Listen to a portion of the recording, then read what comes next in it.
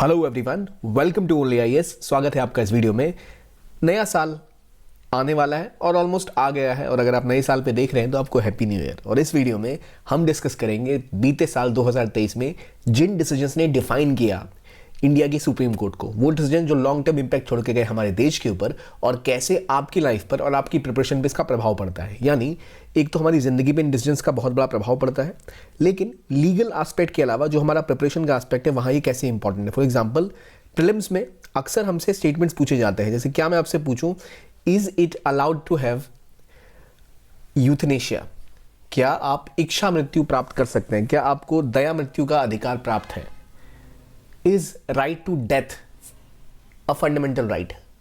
क्या जवाब होगा इसके आपके पास? अगर मैं आपसे पूछूं कि क्या भारत में सेम सेक्स मैरिज लीगल है या इलीगल है, क्या भारत में वो क्रिमिनलाइज है या डीक्रिमिनलाइज्ड है, तो ऐसे सवाल अक्सर पूछे जाते हैं ऑप्शंस में।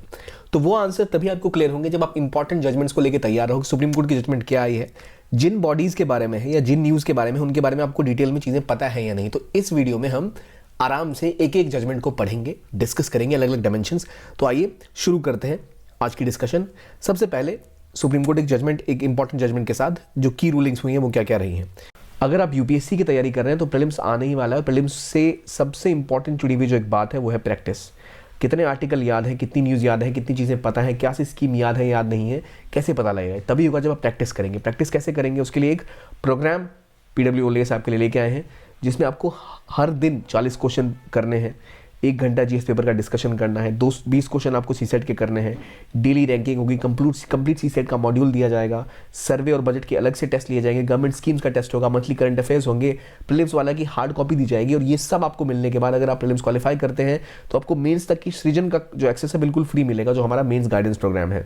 ये आप ऑनलाइन ऑफलाइन दोनों ही ज्वाइन कर सकते हैं, और अभी तो 31 दिसंबर तक आपके लिए स्पेशल ऑफर भी रन कर रहा है। इसकी डिटेल आपको इस वीडियो के कमेंट सेक्शन में पिन मिल जाएगा लिंक, वहां से ज्वाइन कर सकते हैं, इसके बारे में जान सकते हैं, या फिर डिस्क्रिप्शन बॉक्स में भी इसका लिंक मिल जाएगा। अब ये करने से होगा क्या कि आप रोज क्वेश्चन प्रैक्टिस करेंगे, रोज चीज़ों को रिवाइज करेंगे, तो आप बेहतर तरीके से प्रीलिम्स के लिए तैयार हो पाएंगे। प्रीलिम्स पूरा का पूरा खेल है कॉन्फिडेंस, प्रैक्टिस और रिविजन का, और ये सब हो सकता है अपने इस रिगरस प्रोग्राम के थ्रू, जो आपको जरूर ज्वाइन करना चाहिए। तो अगर आप इंटरेस्टेड हैं तो प्लीज़ लिंक पे क्लिक करें और उसको ज्वाइन करें। अब चलिए आगे डिस्कस करते हैं। पहला, right to die with dignity. अब आपको पता है भारत में फंडामेंटल राइट्स हैं, आर्टिकल 14, आर्टिकल 21 और आर्टिकल 19 को हम क्या कहते हैं? It is called as a golden triangle of Indian constitution में फंडामेंटल राइट्स की जब बात करते हैं, इन्हीं से मोस्टली चीज़ें डिफाइन होती हैं। अब इसमें एस्पेक्ट बड़ा इंपॉर्टेंट है कि हरियाणा की सुप्रीम कोर्ट ने रिसेंटली एक गाइडलाइन जारी किया था, हरियाणा की गवर्नमेंट ने, माफ़ कीजिएगा, एक गाइडलाइन जारी किया कैसे जो बीमार पेशेंट है, टर्मिनली इल पेशेंट है, टर्मिनली इल पेशेंट वो होते हैं जो बिल्कुल मृत्यु के कगार पे होते हैं, वो अपनी जान ले सकते हैं डिग्निटी के साथ। They can die with dignity, अपनी मृत्यु इज्जत से पा सकते हैं। वो उनके पास ये ऑप्शन दिया गया कि वो अपनी जान, अपना लाइफ गिव अप कर सकते हैं। कैसे? ऐसे नहीं कि कोई उनको जहर दे देगा या कोई इंजेक्शन या कुछ ऐसा, बल्कि टर्मिनली इल वो लोग होते हैं, ऐसे व्यक्ति होते हैं जिनको अगर लाइफ सपोर्ट ना दिया जाए, यानी मान लो उनको अगले 25 साल वो जी सकते हैं अगर वो एक मशीन के ऊपर रहें, उनको अगर आप आईसीयू में रखो या आप उनको सिस्टमेटिक सपोर्ट दो, तो वो जीवन अक्सर ऐसा होता है जहाँ ना उनके पास होश होता है, बहुत ज़्यादा दर्दनाक होता है और इसका कोई इलाज भी संभव नहीं होता। तो ऐसे केसेस में गाइडलाइंस बनाए गए हैं कि जो लोग चाहें तो वो अपने इस चीज़ के गिव अप कर सकते हैं। अगर सीवियर मेडिकल कंडीशन है तो उन केसेस में आप जो कंसेंट अगर अपना आपका है, आप ऐसा चाहते हैं तो आपको सपोर्ट सिस्टम से हटाया जा सकता है। नहीं सबको पता है कि इस बार आपकी मृत्यु हो जाएगी, लेकिन किसी का जीवन अगर इतना दुखदाई पीड़ादायक है, they have to right to die with dignity. ये बात की थी हरियाणा ने। ये मामला उसके बाद कोर्ट भी पहुंचा, जहां कोर्ट ने भी बोला कि इंडिया में अलाउड है, इंडिया में यूथनेशिया अलाउड है, लेकिन पैसिव यूथनेशिया अलाउड है। पैसिव यूथनेशिया क्या होता है? यूथनेशिया मतलब होता है दया मृत्यु, एक तरह से हम कहते हैं।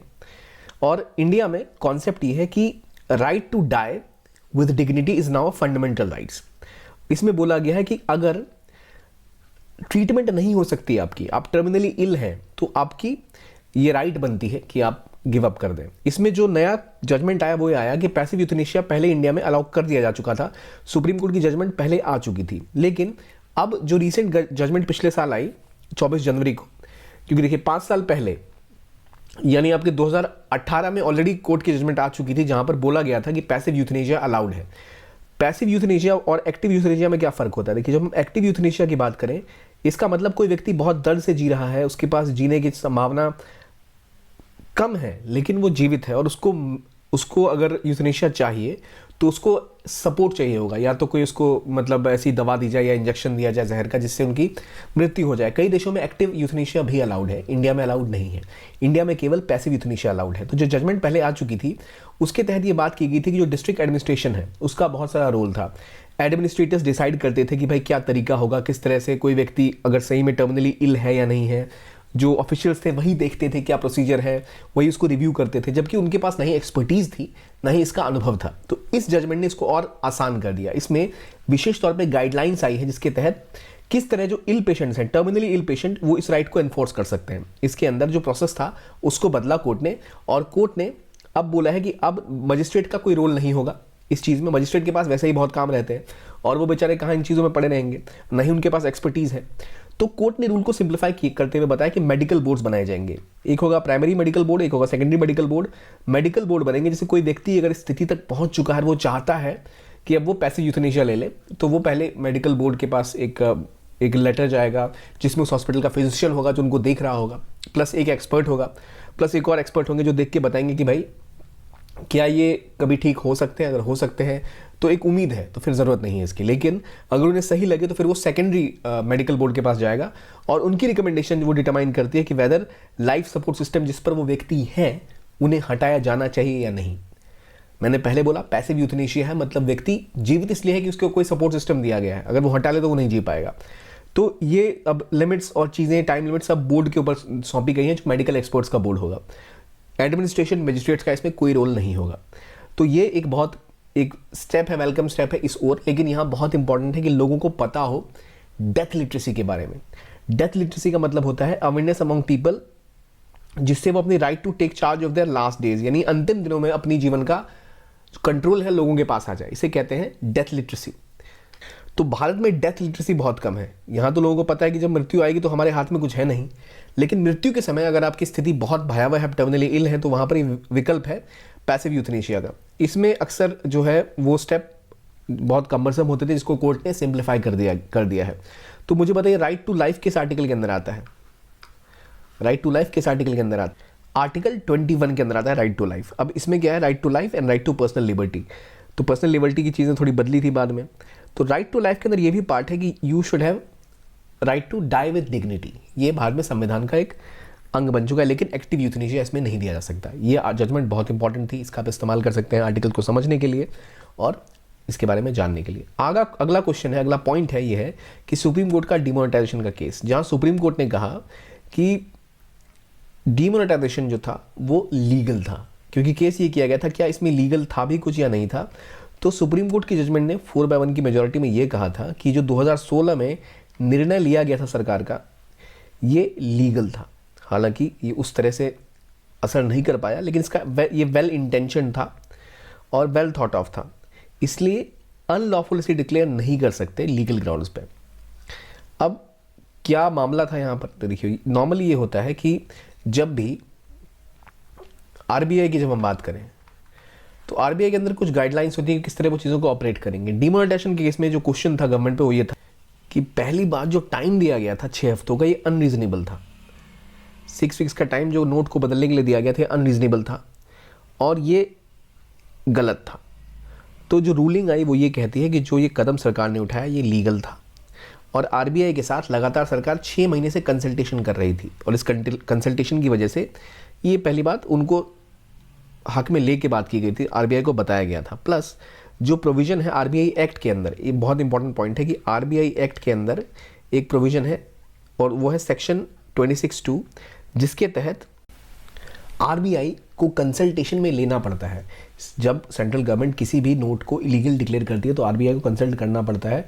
और सवाल ये था कि इस सेक्शन के अंदर कुछ नोट्स के बारे में बात की थी, क्या कुछ नोट्स मतलब सभी बैंक नोट होते हैं? तो कोर्ट ने कहा कि हाँ, ये लीगल मूव थी, एक बड़ा जजमेंट था जहाँ डिमोनेटाइजेशन को जस्टिफाई किया गया, बोला गया कि वो सही डिसीजन था। तो इसलिए एक इंपॉर्टेंट सुप्रीम कोर्ट का जजमेंट ये था। और क्या है, सेक्शन 26(2) आरबीआई एक्ट के अंतर्गत, ये आपको पता लगा। इसी की तरह एक और जो बड़ा जजमेंट आया था वो था इलेक्शन कमीशन के ऊपर, और इलेक्शन कमीशन के ऊपर और कैसे चुनाव होगा चीफ इलेक्शन कमिश्नर का। और इलेक्शन कमिश्नर्स का, CEC plus ECs, election commissioners और चीफ इलेक्शन कमिश्नर। देखिए भारत में जब भी इलेक्शंस होते हैं तो बहुत प्रोमिनेंट होते हैं, उनकी निष्पक्षता का पता तभी चलता है जब उनको एक ऐसा पैनल इलेक्शन करवाए जो बिल्कुल ही जिसे कह सकते हैं तटस्थ हो, न्यूट्रल हो। तो मेरा आपसे पहला सवाल है, which article comes under CEC? CEC किस कॉन्स्टिट्यूशनल आर्टिकल के अंदर आते हैं और क्या उनकी डिफाइंड पावर्स हैं, कि आपको ये पता है या नहीं पता है? तो पहली बात, आर्टिकल 324 के अंतर्गत जो हमारे चीफ इलेक्शन कमिश्नर हैं और जो इलेक्शन कमिश्नर की ड्यूटीज़ हैं उसका पता लगता है। ठीक है, किस तरह चीज़ें होंगी, इलेक्टोरल रोल कौन प्रिपेयर करेगा, कौन इन चीज़ों का ध्यान रखेगा, और इलेक्शन कमिश्नर किस किस चीज़ों से बनेंगे, इलेक्शन कमीशन में इलेक्शन कमिश्नर होंगे और कितने इलेक्शन कमिश्नर्स होंगे, ये आर्टिकल 324 के अंदर बताया जाता है। अब आमतौर पे जो चुनाव होता था चीफ इलेक्शन कमिश्नर का और इलेक्शन कमिश्नर का, उसको बदलाव करते हुए सुप्रीम कोर्ट ने एक नई चीज़ बहाल की। इन्होंने कहा कि अगर आपको चुनना है तो आपको एक कमेटी बनानी पड़ेगी, एक high power committee. High power committee बनाकर ही आप इलेक्शन कमिश्नर का चुनाव करेंगे। हाई पावर कमेटी कैसे बनेगी? हाई पावर कमेटी के अंदर प्राइम मिनिस्टर होंगे, लीडर ऑफ अपोजिशन होंगे और चीफ जस्टिस ऑफ इंडिया होंगे, और ये मिलके अपॉइंट करेंगे चीफ इलेक्शन कमिश्नर और इलेक्शन कमिश्नर्स। आमतौर पे जो कॉन्स्टिट्यूशन है आर्टिकल 324 के अंदर ये क्लियरली निर्धारित नहीं करते कि चुनाव किस तरह से होगा चीफ इलेक्शन कमिश्नर का, लेकिन अब सुप्रीम कोर्ट की जजमेंट के बाद कहा जा रहा है कि ये निष्पक्षता को और इंश्योर करेगा। चीफ इलेक्शन कमिश्नर के चुनाव में किसी एक पार्टी का इसमें पूरा कंट्रोल नहीं रहेगा, जो गवर्नमेंट में है केवल उनके द्वारा निर्धारित नहीं किया जाएगा। तो कौन सा आर्टिकल है? आर्टिकल 324। इसके ऊपर ये जजमेंट आई, KM जोसेफ बेंच के अंदर ये जजमेंट आई थी, और लगातार देखा गया था कि जैसा CBI के केस में होता है उस तरह का ही कुछ हमें इन केस में भी करना चाहिए, तो ऐसा ही किया गया। तो जो नॉर्मली हमने अभी डिस्कस किया दो चीज़ें, एक तो डिमोनेटाइजेशन के ऊपर, उसका कॉन्टेक्स्ट यहाँ मैंने और एक्सप्लेन कर दिया कि भाई सब सेक्शन 2 जो है सेक्शन 26 का, इट कैन, जो सवाल ये था कि क्या एक या कुछ सीरीज के बैंक नोट्स के लिए किया जा सकता है या ऑल सीरीज के लिए किया जा सकता है। सवाल ये था कि जो ये सेक्शन कहता है, ये कहता है some series and not all series. तो सरकार ने सभी नोट अगर बंद कर दिए किसी सीरीज के, किसी डिनोमिनेशन के, जैसे 500 1000 के नोट अगर आपने सारे बंद कर दिए तो वो गलत है, क्योंकि एक्ट के अंदर जो प्रोविजन है वो ये कहता है कि आप कुछ सीरीज के ही नंबर को बैन कर सकते हो, कुछ सीरीज के ही नोट को आप हटा सकते हो। देखिए इससे पहले भी समय समय पर बैंक नोट्स हटाए जाते हैं, नए बैंक नोट्स इशू किए जाते हैं। तो बैंकिंग सीरीज होती है, इस सीरीज से लेके मान लो 526A से लेके 632B तक की जितनी सीरीज के नोट्स थे वो हमने डिसकंटिन्यू कर दिए, ऐसा गवर्नमेंट कहती है। लेकिन यहाँ सारे बैंक नोट्स को इलीगल डिक्लेयर कर दिया गया था। तो लीगैलिटी का इशू ये था कि क्या ऐसा किया जा सकता है, तो कोर्ट ने कहा हाँ, वो किसी भी नोट को इलीगल डिक्लेयर कर सकते हैं। ठीक, पहली बात हो गई। अब चीफ इलेक्शन कमिश्नर के अपॉइंटमेंट पे आते हैं। जो कॉन्स्टिट्यूशन है उसमें कोई प्रावधान विशेष तौर पे नहीं है कैसे वो होगा।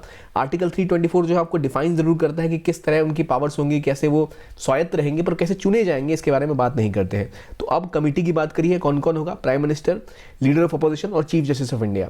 तो इससे कॉन्स्टिट्यूशनल वैल्यूज को प्रोटेक्ट किया जा सकेगा। ये बहुत इंपॉर्टेंट है आपके लिए कि अगर आपसे पूछा जाए कि CEC का चुनाव अब कैसे होता है, तो सुप्रीम कोर्ट की रूलिंग के बाद ये कमेटी गठन हुआ है, prime minister, leader of opposition in Lok Sabha and आपके चीफ जस्टिस ऑफ इंडिया। तो ये एक बहुत प्रेवलेंट इंपॉर्टेंट जजमेंट है, कॉन्टेक्स्ट आपको पता लग गया। फिर एक और बात थी कि दिल्ली गवर्नमेंट के ने कोर्ट में अर्जी दाखिल की थी कि उनको क्या अधिकार मिलने चाहिए जो एडमिनिस्ट्रेटिव सर्विसेज हैं उनके ऊपर और जो बाकी की चीज़ें हैं उनके ऊपर। तो उन्होंने कहा कि नहीं, जो लेफ्टिनेंट गवर्नर है वो कुछ कार्यों में केवल कैबिनेट मिनिस्टर की सलाह लेकर ही काम करता है, तो वो ही is bound by the aid and advice of cabinet ministers.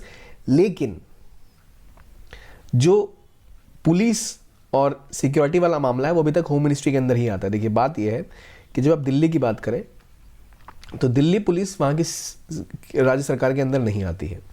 आमतौर पे हर राज्य की पुलिस जो होती है वो स्टेट सब्जेक्ट की तरह देखी जाती है। दिल्ली पुलिस होम मिनिस्ट्री द्वारा कंट्रोल की जाती है या फिर मैनेज की जाती है या एडमिनिस्टर की जाती है। तो एक केस ये गया था कि क्या जो दिल्ली गवर्नमेंट है उसके ऊपर ब्यूरोक्रेट्स का कंट्रोल होना चाहिए या नहीं होना चाहिए। तो इसके ऊपर कोर्ट ने जजमेंट दिया कि जो दिल्ली की गवर्नमेंट है उसका पूरा कंट्रोल है दिल्ली की सरकार के अंदर अधीन आने वाले किसी भी एडमिनिस्ट्रेटर के ऊपर। यानी मान लो सिविल सर्वेंट है या कोई है ऐसा जो उनके ऑफिसर्स हैं वो सब दिल्ली गवर्नमेंट के कंट्रोल के अंदर आते हैं। क्यों? क्योंकि 2018 में ऑलरेडी सुप्रीम कोर्ट ने एक सुनवाई की थी। सुनवाई के अंदर ये बोला गया था कि जो भी लेफ्टिनेंट गवर्नर का डिसीजन है उसका जो भी डिसीजन होगा वो केवल एड और एडवाइस पर होगा, किसके? तो कैबिनेट मिनिस्टर्स के, जो बोल देंगे ये उसके हिसाब से इनको काम करना पड़ेगा। तो इसीलिए जो भी एडमिनिस्ट्रेशन की पावर है वो सारी स्टेट गवर्नमेंट के पास से ही आती है। तो दिल्ली गवर्नमेंट के पास कंट्रोल है ब्यूरोक्रेट्स का, जो उनके लेजिस्लेटिव पावर्स के विद इन आता है। लेकिन कुछ ऐसे इलाके हैं जिनमें इनका कंट्रोल नहीं है, वो है पुलिस, पब्लिक ऑर्डर और लैंड। इसलिए पुलिस अभी भी होम मिनिस्ट्री द्वारा ही कंट्रोल की जाती है। ये एक कहानी थी। तो इन्होंने बोला कि एलजी जो साइन और करते भी हैं वो aid and advice of cabinet of ministers in areas in which Delhi government can exercise power which include services. तो सभी सर्विसेज के अंदर इनका कंट्रोल है। ठीक है, ये बातें हो गई। अगला, राहुल गांधी पे डिफेमेशन केस हुआ था। तो जो लोकल कोर्ट थी इन्होंने इसको कहा था कि आपने गलत किया है और आपकी जो सदस्यता है वो भंग की जाती है। लेकिन सुप्रीम कोर्ट ने डिफेमेशन केस में ट्रायल कोर्ट को बहुत फटकार लगाई और कहा ये गलत है, अनरीजनेबल है, आप इसे मैक्सिमम पनिशमेंट किसी को नहीं दे सकते।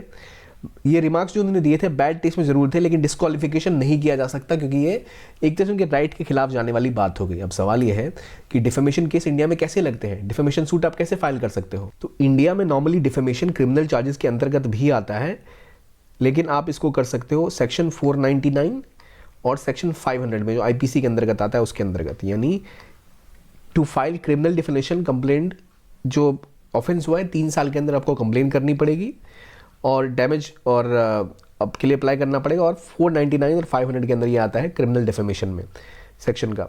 तो इसी को लेकर विवाद उठा था राहुल गांधी के केस में कि क्या सुप्रीम कोर्ट जजमेंट देती है, और सुप्रीम कोर्ट की जजमेंट ये बोल गई कि जो ट्रायल कोर्ट ने फैसला लिया उनकी सदस्यता रद्द करने का लोकसभा की, बहुत ही गलत था और उन्हें ऐसा नहीं करना चाहिए था।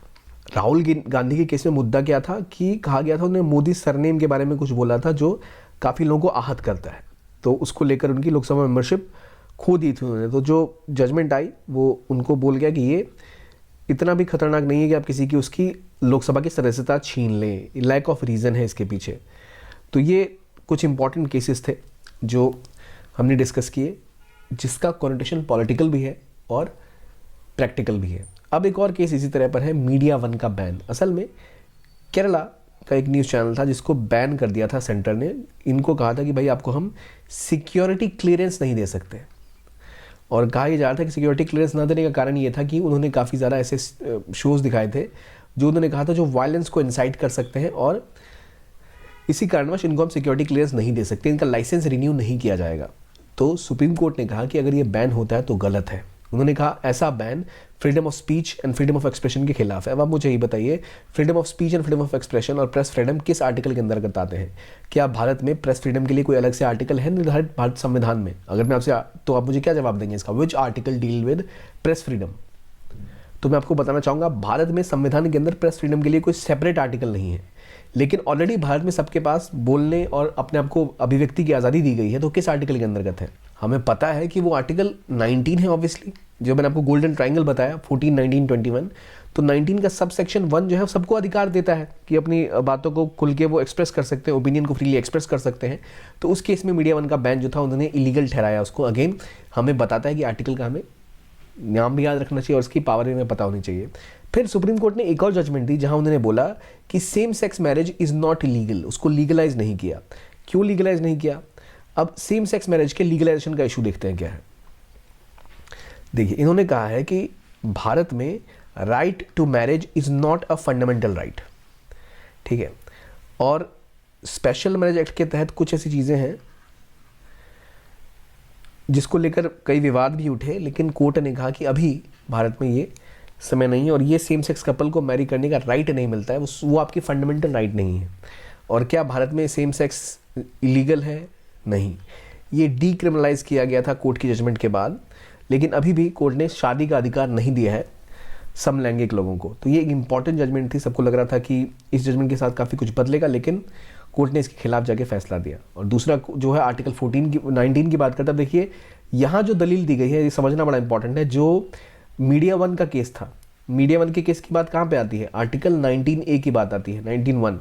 दूसरा मीडिया वन के बाद जो अभी हम देख रहे हैं सेम सेक्स मैरिज वाला केस, इसमें वो क्या कह रहे हैं? वो कह रहे हैं हमें शादी का अधिकार मिलना चाहिए because as an equal human. तो आर्टिकल 14 की बात वहाँ कर रहे हैं, लेकिन कोर्ट ने कहा है कि भाई शादी करना, marriage is not a fundamental right.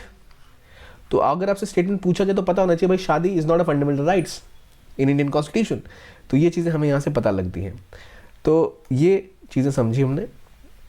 फिर एक इंपॉर्टेंट जजमेंट जो आया जिसके तहत कोर्ट ने बोला है कि हमें मैनुअल स्कैवेंजिंग को इंडिया से पूरी तरह हटाना है, आर्टिकल 370 को लीगल बताया है और प्लस जलीकट्टू को अलाउ किया है। तो पहली एक एक चीज़ पे आते हैं।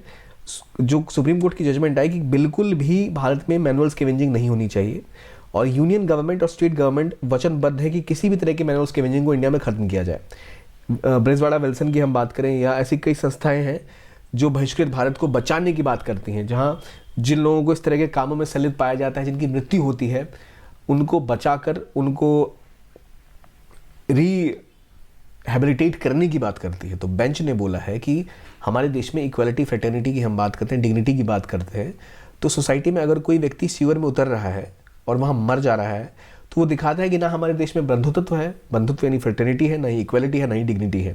तो जजमेंट में क्लियरली कहा कि फ्रेटर्निटी का क्लेम, इक्वालिटी का क्लेम और डिग्निटी का क्लेम इल्यूजन रह जाएगा, सच नहीं होगा अगर हम ऐसी प्रैक्टिसेस को देश में चलने देंगे। अब मेरा आपसे सवाल है कि भारतीय संविधान में कहाँ पर फ्रेटर्निटी की बात की गई है, कहाँ पर इक्वालिटी की बात की गई है? क्या भारतीय प्रियम्बल में फ्रेटर्निटी की बात की गई है? अब आप मुझे बताइए कि आपको प्रियम्बल याद है। मैं आपको बता सकता हूँ लेकिन आपको कंफर्म करना पड़ेगा कि आपको प्रियम्बल याद है। प्रियम्बल याद रहेगा तो ऐसे शब्द आसानी से याद रह जाएंगे। क्या फंडामेंटल राइट्स में और डीपीएसपी में कहीं पर फ्रेटर्निटी, इक्वालिटी की बातें की गई हैं? आर्टिकल 14 की बात मैंने की। इसके बाद और क्या प्राविधान है? क्या डीपीएसपी में हमें कहीं इक्वालिटी और फ्रेटर्निटी को बढ़ावा देने की बात की गई है? तो ऐसी जजमेंट जब भी आए आपको टॉपिक अपना उठा के लक्ष्मीकांत से या पॉलिटी का जो भी सेक्शन आप पढ़ रहे हैं वहाँ से रिवाइज करना बहुत ज़रूरी है कि कितनी क्लैरिटी आपके साथ है। तो कोर्ट की जजमेंट अगेन ये श्योर करती है कि आपको ड्यूटी माइंड होना पड़ेगा इसके लिए। लेकिन सवाल ये है कि किसके तहत? देखिए, ऑलरेडी जो इंडिया में मैनुअल स्कैवेंजिंग है वो इलीगल है। Prohibition of employment is manual scavengers and their rehabilitation act 2013 के अंतर्गत ऑलरेडी ये इलीगल है। तो पूरी तरह आपको इसको देश से इरेडिकेट करना पड़ेगा, इसको प्रोहिबिट करना पड़ेगा, यहाँ कोई इस काम में एम्प्लॉय ना हो। पर पॉइंट ये है कि इरेडिकेशन होगा कैसे? What are the technologies to be used, what are the steps to be taken for this? तो सीवरेज क्लीनिंग के लिए आपके पास एक तो मॉडर्न टेक्नोलॉजी होनी चाहिए, कैपेसिटी भी होनी चाहिए, तभी आप इसको कम कर सकते हैं। तो ये एक जजमेंट बहुत इंपॉर्टेंट जजमेंट है जो भारत के एक बड़े सेक्शन को कवर करती है, जो अक्सर मैनहोल में मौत जिनको मिल जाती है क्योंकि उन्हें उतरना पड़ता है उस मैनहोल में। तो जो एक बहुत ही डीह्यूमनाइजिंग चीज़ है जिसको रोका गया। अब ये आर्टिकल जो है और प्लस आर्टिकल 370 दोनों बहुत इंपॉर्टेंट है। आर्टिकल 370 को लेकर भी 2019 में जब आर्टिकल 370 हटाया गया, आर्टिकल 370 किससे डील करता था? कश्मीर के ऊपर। तो उसके बाद से केस चला और अब जाके कोर्ट ने इस साल लैंडमार्क जजमेंट में बोला कि आर्टिकल 370 का रेवोकेशन वॉज जस्टिफाइड। इनका कहना था कि जो special status Jammu and Kashmir को दिया गया था वो स्पेशल स्टेटस एक टेम्पररी प्रोविजन था। कोर्ट ने ये कहा कि जो स्टेटस दिया गया था वो इसलिए था क्योंकि जब कश्मीर इंडिया में अमेलगमेट हो रहा था, जब इंडिया का पार्ट बन रहा था, तब कश्मीर में एक जंग चल रही थी। उसको ध्यान में रखते हुए ही उन्हें कुछ दिन के लिए स्पेशल स्टेटस दिया था। परमानेंट बिल्कुल भी नहीं था, वो टेम्पररी प्रोविजन था। और भारत का एक ही संविधान है, एक सिंगल कॉन्स्टिट्यूशन है, एक सेपरेट कॉन्स्टिट्यूशन का कोई स्कोप भारत में नहीं बनता है। ये जजमेंट स्टैब्लिश करती है further Jammu and Kashmir as integral part of India. Plus इन्होंने ये भी बोला कि जो इनका आपने अभी तक स्टेट का रेवोकेशन किया, इनको जो यूनियन टेरिटरी बना दिया है वो हटाइए और 2024 सितंबर से पहले यहाँ पे स्टेट इलेक्शंस होने चाहिए और इनका स्टेट का जो प्रोविजन है वो जो उनका जो स्टैंड है वो उनको मिलना चाहिए, जो उनका स्टेटस है वो उनको मिलना चाहिए। ये भी बात कोर्ट ने कही, एक इंपॉर्टेंट जजमेंट थी। प्लस एससी ने, सुप्रीम कोर्ट ने जलीकट्टू को लीगल बना दिया। उन्होंने कहा बुल टेमिंग स्पोर्ट, जलीकट्टू और खम्बाला कोई संविधान का बहिष्कार नहीं करते, कोई संविधान का नियम नहीं तोड़ते और एनिमल सफरिंग को मिनिमाइज ही करते हैं और इसीलिए ऐसी चीज़ों को आप बैन नहीं कर सकते। क्रूएलिटी अगेंस्ट एनिमल की बात की गई थी। अब मुझे बताइए भारतीय संविधान में कहाँ पे क्रूएलिटी अगेंस्ट एनिमल को रोक लगाने की बात की है? क्रूएलिटी अगेंस्ट एनिमल जहाँ पर बात की गई हो, एनिमल्स के खिलाफ आप क्रूएलिटी नहीं कर सकते। क्या प्रावधान है संविधान में? अब आखिरकार जब ये मुद्दा था तो था ही क्यों? तो देखिए, जलीकट्टू के मुद्दे की जब हम बात करें तो जो भी ऐसा केस था तो असल में ये क्या था, मामला था animal welfare board versus union of India. यहाँ दलील ये दी गई थी कि भाई भारत में एक एक्ट है, prevention of cruelty to animals. कहा था ये इसके खिलाफ जाता है। कर्नाटका, तमिलनाडु, महाराष्ट्र में जलीकट्टू, कंबाला जैसे खेल होते हैं जो इनके खिलाफ जाते हैं। लेकिन सुप्रीम कोर्ट ऑफ इंडिया ने ये जजमेंट दिया अब जो जलीकट्टू का खेल है, यहाँ ये बोला गया, सुप्रीम कोर्ट ने कहा कि जलीकट्टू में जो हो रहा है वो क्या है, यहाँ पर कोशिश की जाती है कि इस तरह से इसको रेगुलेट किया जाए कि जो एनिमल है इनकी सफरिंग कम हो। और इन्होंने कहा जलीकट्टू वगैरह जो खेल है ये जानवरों के प्रति जो कल्चरल प्रेम है, ट्रेडिशन है, वो भी दिखाते हैं। और इसलिए ये नहीं कहा जा सकता कि सिर्फ ट्रेडिशन कल्चर की बात है ये। और उन्होंने बोला हमें कोशिश ऐसी करनी चाहिए कि यहाँ पर क्रुएलिटी कम हो, लेकिन इसका मतलब ये नहीं कि आउटराइटली इलीगल हो जाए। इन्होंने क्लियरली डिफाइन नहीं किया कंजर्वेशन कैसे आएगा, लेकिन इन सभी स्पोर्ट्स को जो एनिमल से रिलेटेड है, जो ट्रेडिशन और कम्युनिटी का पार्ट है, उसको अलाउ किया। तो इसलिए ये केस में जल्लीकट्टू और कम्बाला जैसे खेलों को लीगल बताया गया। ये भी एक बहुत इंपॉर्टेंट जजमेंट थी। तो एनिमल क्रुएल्टी एक्ट और एनिमल वेलफेयर बोर्ड और सरकार के बीच का मामला ये था। इसके अलावा जैसे हमने आर्टिकल 370 की बात की, यहाँ पर क्या रेलेवेंट एस्पेक्ट है। अब आर्टिकल 370 की जब भी बात आती है तो पहली चीज़ जो आपको देखनी चाहिए वो है इट वॉज टेम्पररी प्रोविजन। ठीक है, जो स्पेशल स्टेटस था वो टेम्पररी था, कोर्ट ने क्लियरली बोला। प्लस आर्टिकल 370 के अंतर्गत जो कॉन्स्टिट्यूशन की बात की गई थी कश्मीर के, या एक कॉन्स्टिट्यूंट असेंबली बनेगी तभी चीज़ें बदली जाएंगी, अलग ध्वज होगा या अलग अलग उनको विशेष 2 नागरिकताएं दी जाती हैं, वो इंडिया के स्टेट के प्रिंसिपल्स के खिलाफ था। इसलिए उसको फिर रोका गया और कहा गया कि ये लीगल नहीं है। कोर्ट ने ऐसा बोला कि जो आर्टिकल 370 का हटना है वो बिल्कुल लीगल स्टेप है स्टेट के द्वारा। वो कोशिश कर रहे हैं कि जम्मू कश्मीर को और इंटीग्रेट किया जाए यूनियन ऑफ इंडिया में। फिर बात आई मैनुअल स्कैवेंजिंग को हमें कंप्लीटली इरेडिकेट करने की, क्योंकि इससे बहुत ज़्यादा डिजेबिलिटीज़ फैलती हैं, बहुत लोगों की मौत होती है और बहुत ही डिग्निटी के खिलाफ जाता है ये। तो ये कुछ इंपॉर्टेंट जजमेंट्स थी जो कोर्ट ने की। लेकिन मेरा आपसे सवाल है कि क्या आपको पता है कि कौन सा आर्टिकल जो चीफ इलेक्शन कमिश्नर है उसको डिफाइन करता है, उनकी पावर्स को हमने डिस्कस किया है। प्लस सीईसी कितने साल तक बन सकते हैं, एज क्या है, इनका चुनाव कैसे होता है, कैसे चुने जाते हैं इलेक्शन कमिश्नर। और अभी आपको ये मुझे बताना है क्या इंडिया में आर्टिकल था जिसको हटा के डीक्रिमिनलाइज किया गया था होमोसेक्सुअलिटी को। पहले इंडिया में होमोसेक्सुअलिटी इज क्रिमिनलाइज्ड, तो कौन सा ऐसा आर्टिकल था जिसको, एक्ट था जिसको हटाया गया? क्या आपको याद है? मैं याद दिलाऊं, 377 आईपीसी का सेक्शन था जिसको हटाया गया था। तो ये जो एस्पेक्ट है, जब हम सेम सेक्स मैरिज की बात करते हैं तो आर्टिकल 377 आपको याद रहना चाहिए, section 377 sorry, article 370, article 35A, ये सब आपस में जुड़े हुए हैं। तो ये जब तक आपको पता नहीं होंगे आप चीज़ों को और स्ट्रांगली कंफर्म नहीं कर पाओगे। तो इसलिए प्रीलिम्स में जब ऑप्शंस आएंगे तो आप कंफ्यूज हो सकते हो। तो ये कुछ इंपॉर्टेंट जजमेंट थी जो हमने जानी और डिस्कस की। आई होप ये वीडियो आपको अच्छी लगी हो, और ऐसे कई वीडियोस हम आपके लिए लाते रहेंगे। देखने के लिए बहुत बहुत धन्यवाद। Keep on watching only IAS and have a nice day.